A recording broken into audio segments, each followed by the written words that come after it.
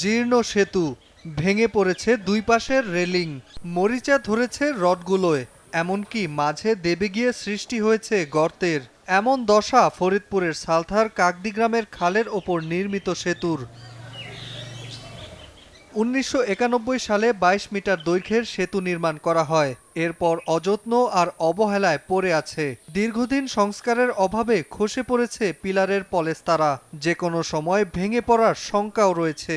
এরপরও ঝুঁকি নিয়ে পায়ে হেঁটে পার হতে হয় ব্যবহারকারীদের। যাতায়াত পারাবার খুবই অসুবিধা আমাদের। ইউনিয়নের লোক কোনো মালামাল আনতে পারে না, যদিও আনে ৩ মাইল ঘুরে আনতে হয়। ২,০০০ টাকা গাড়ি ভাড়া, ওখানে আমরা ১০,০০০ টাকা আমাদের গাড়ি ভাড়া যায়।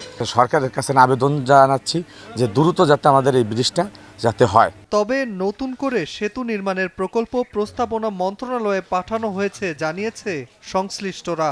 এখানে একটা নতুন ব্রিজের প্রস্তাব দেওয়া হয়েছে। এখন প্রকল্পটা পাশ হলেই আমরা দ্রুতই এখানে নতুন একটি ব্রিজ নির্মাণ করতে পারবো। যুক্ত ব্রিজের কাজের যে প্রক্রিয়া সেটা এখন প্ল্যানিং কমিশনে পেন্ডিং আছে এবং খুব দ্রুতই আমরা আশা করছি সব প্রক্রিয়া শেষ করে আমরা ব্রিজের নির্মাণ কাজ শুরু করতে পারবো ইনশাআল্লাহ। সালথার ৩টি ইউনিয়নের প্রায় ২০টি গ্রামের মানুষের যাতায়াতের একমাত্র ভরসা এই সেতু।